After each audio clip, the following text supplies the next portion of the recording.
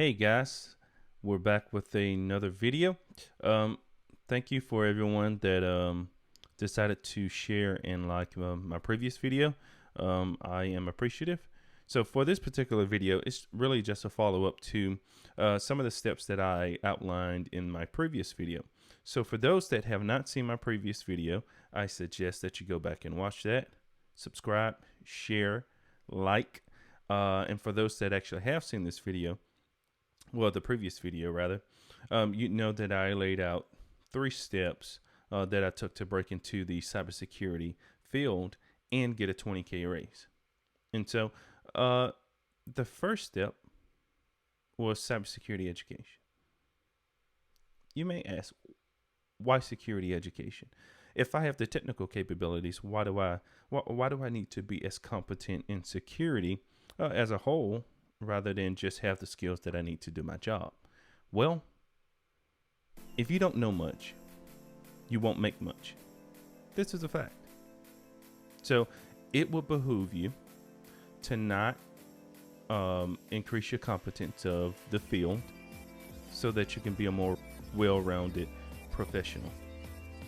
But I'm going to help you with that. So let's get started and let's get to work.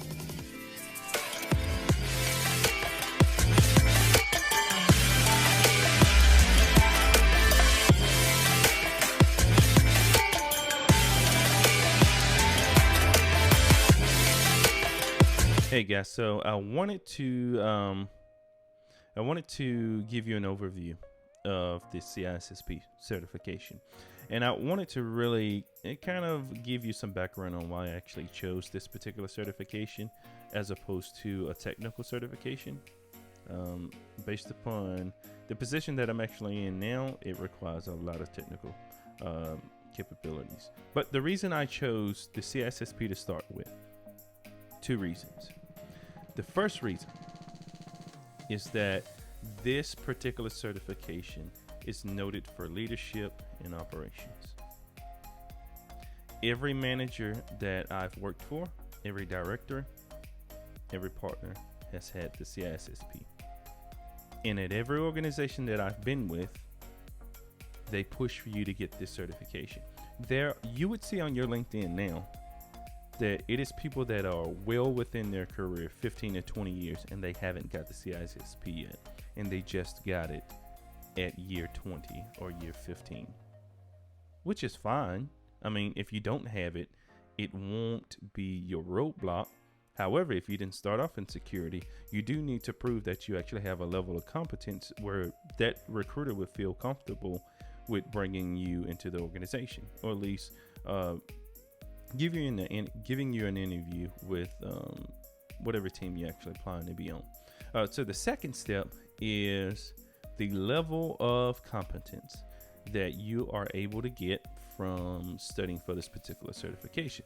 Now, this particular certification is widely said to be a mile wide and only an inch deep, meaning there's a ton of information in this certification and these resources. It's a ton of information, but it's not that deep.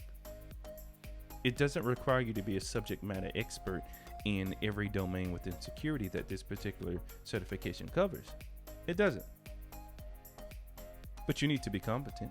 You need to know how they relate to each other. You need to know how they are dependent on each other. So what I want to do is I want to go through some of the resources that I use to prepare for the CISSP. Hopefully you'll find these interesting and useful. And so let's go over to the laptop and let's get started. All right, so let's go and take a look at the official page of iscsquared.org.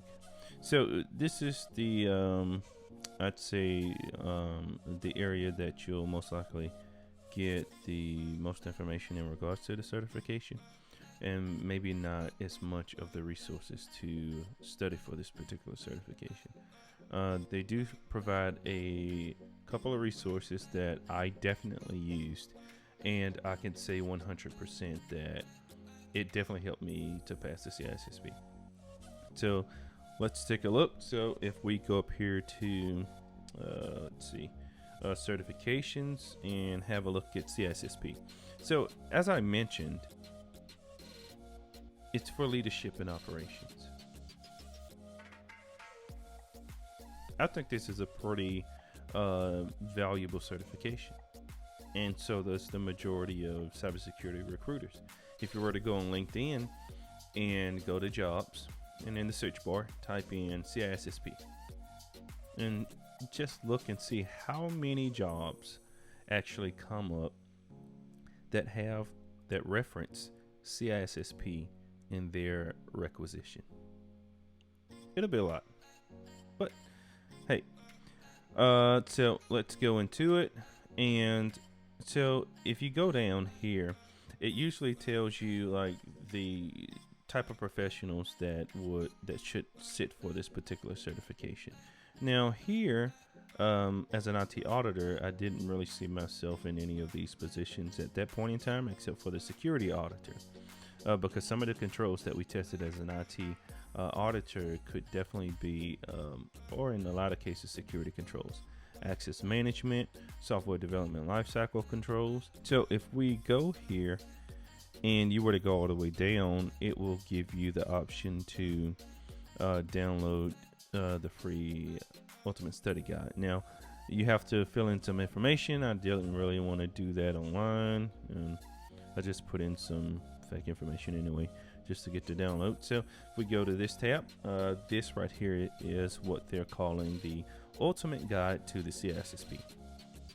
Now, so let's scroll down a little bit, and you'd see that we'll come to a fun facts or fast facts about CISSP. Now, when I first saw this particular guide, what attracted me was the salary. I'm not going to lie to you. When I saw that it said 131,000 on average, I was like, oh, sign me up. Sign me up. I'm starting today. Sign me up. But, you know, it is not likely that you'll make $131,000 after you take this certification. It's not at all. However, this is, I would say, a portion of your ability to negotiate your salary. All right, because everybody doesn't have this certification. And I'm not acting like it's the hardest certification in the world, right? But everybody doesn't have this certification. So it's definitely something you can use when you negotiate or begin to negotiate with recruiters.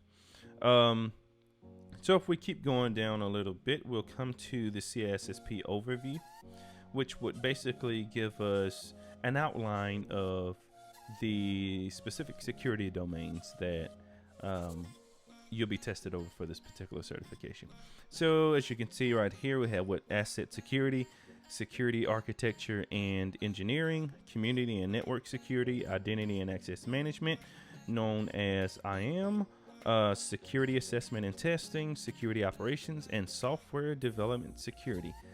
Let me let you guys know this. You will not be great in all of these domains.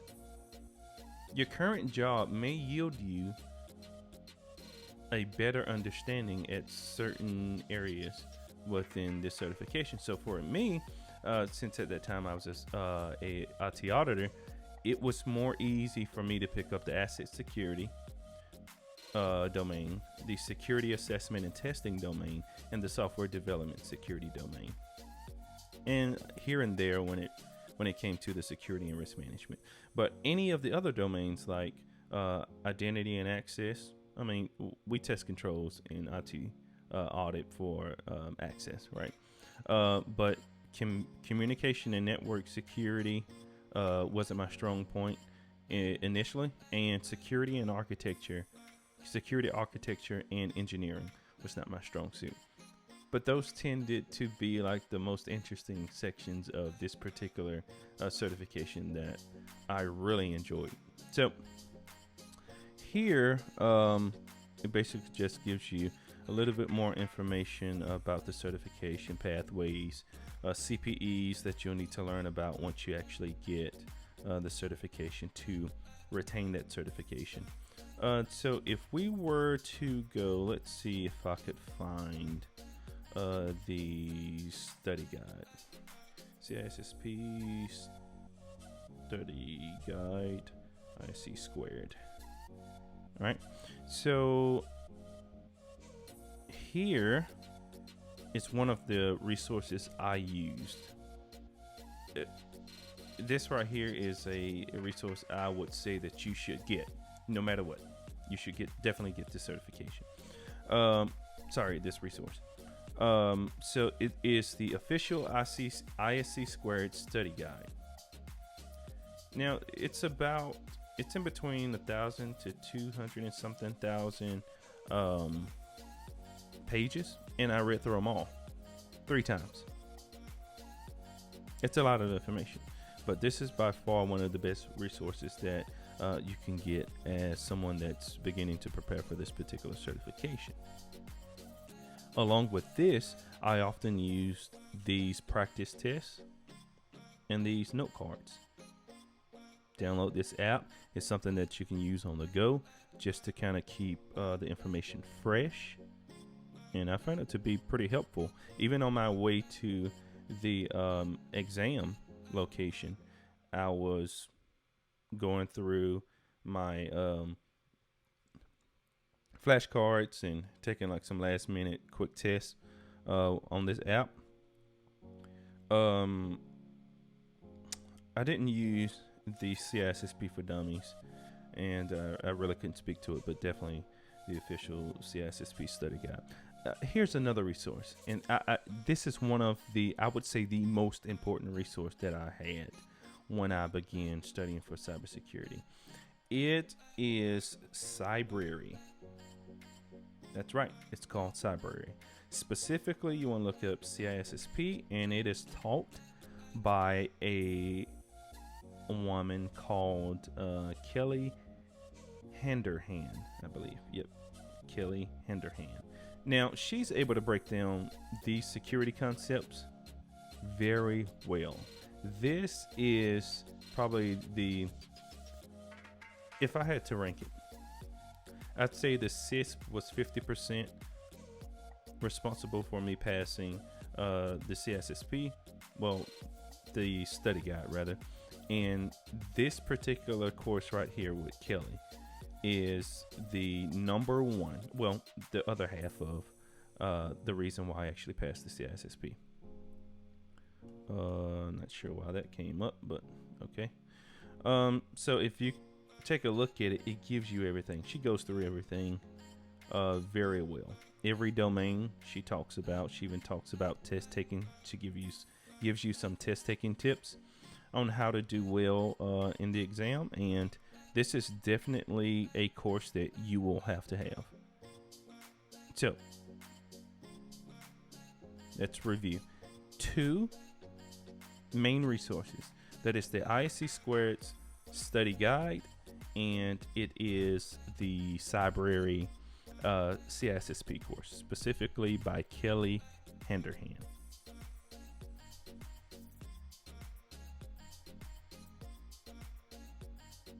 So we've come to the technical capabilities portion, which was step 2. And I'm going to go over some resources that I definitely think if you are looking to increase your technical capabilities, these are some platforms and some resources that you can definitely use to put yourself much further than some of your peers that are looking to get into the field as well. So this first resource is Offensive Security. This particular organization is very known for, I'd say, very difficult technical certifications, specifically penetration testing type courses. Now, as you can see, they have 5 of those laid out right here, and they all range in many difficulties. So according to their website, the OSCP, here is it's basically like their introduction course. OSWE is the offensive security web expert. And so this particular certification is more meant for those that are in application security and that may know how to develop web applications. And so you have to basically go through thousands of lines of code and find a vulnerability and use Python to automate that vulnerability to exploit it. The others, OSCE, OSEE, and OSWP, I have not looked into any of those certifications, and I'm not interested in those, to be quite honest with you. I'm very okay where I am now, and that is external penetration testing, which is OSCP for me, and OSWE because I like to program. But those are all great courses, and they're tough. These are not easy courses. So if you don't have any technical capabilities, I would suggest that you do not, and I mean you do not start here. I think you should actually start with TryHackMe. Now, this is a platform that basically has created some learning paths for people that want to increase their level of technical capabilities to learn. Now, they offer web application penetration testing courses from beginner's level to, I'd say, intermediate. Definitely, I wouldn't say expert level. That actually takes time to become an expert in anything.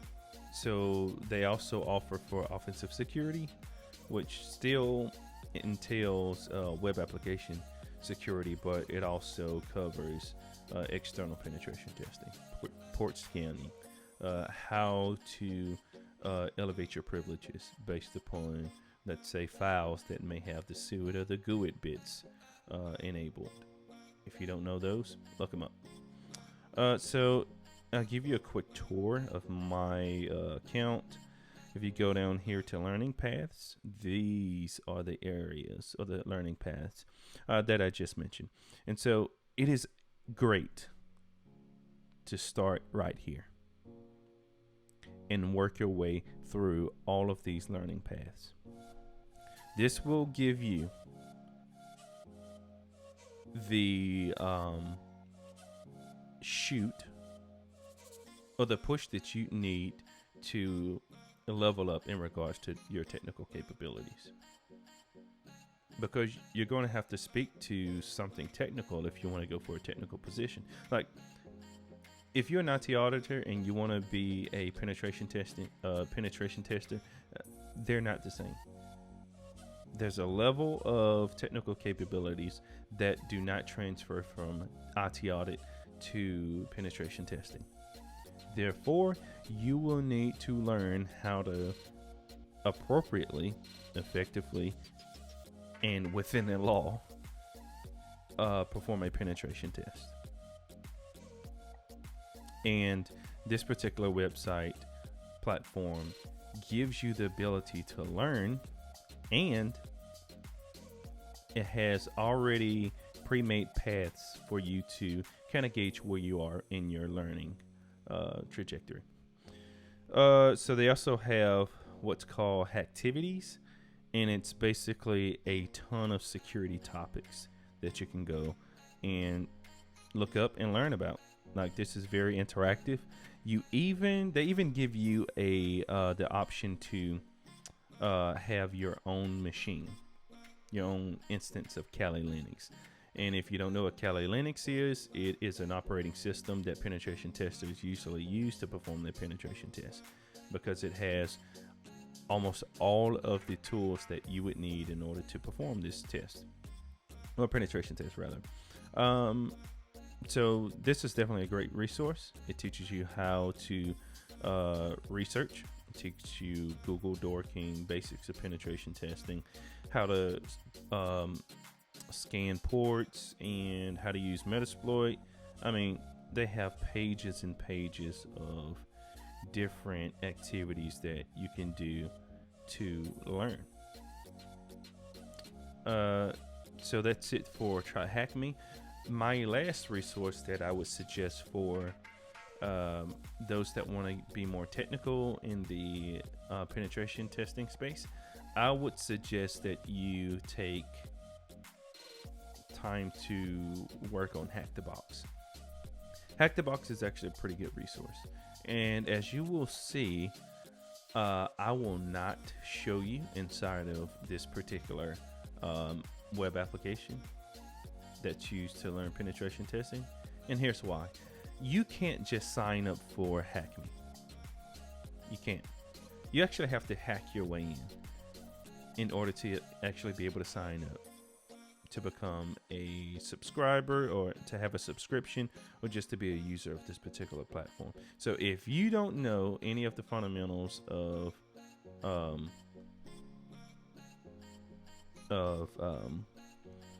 penetration testing, then I would suggest that you not start here, and again start at try Hack Me. So that's going to be all for this video.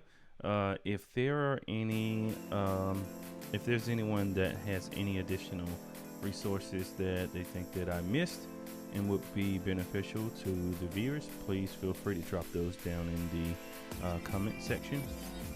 And as always, please share, like, and subscribe to the channel, and I'll keep more videos coming.